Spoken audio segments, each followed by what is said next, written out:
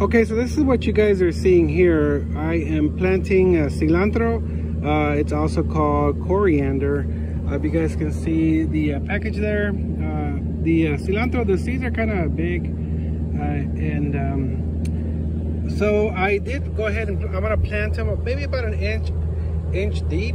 And what I did was I got this this little thing. It's kind of like a size of a pen, and I made some little holes, as you guys can see there, and then I threw the seeds in there. Maybe that one's a little too deep, but now what I'm going to do is I'm going to cover them, right? And then hopefully with time. And now this is the time of year to plant cilantro, right?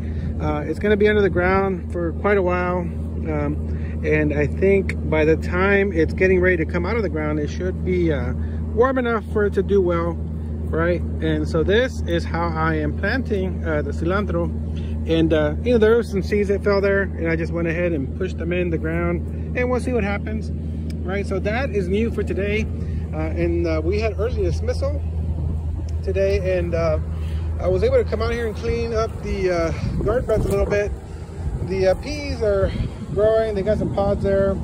The stevia is still hanging out, and I did harvest the kale last Friday, and I'm going to go ahead and leave the Swiss chard, but there's a lot of new growth coming out of the Swiss chard after we harvested some last week.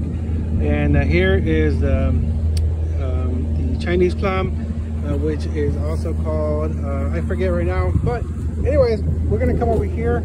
I cleaned up the cabbage a little bit because you guys had seen in some of the earlier videos, some of it was kind of getting eaten. So I cut those pieces, as you guys can see underneath the mustard greens, that I'm probably gonna clean up a little bit more, and then maybe see if anybody wants some from here at Coker. And then right there, the carrots, way too many, but it's cool. They're growing really well, and if it freezes, they're gonna be all right because they're roots. And there's how the mustard greens look now that I had harvested some, which is quite a bit. And what was really cool this morning, I noticed that right there is a strawberry coming out. There was a flower there the other day, and I thought, oh man, it's gone, but there it is.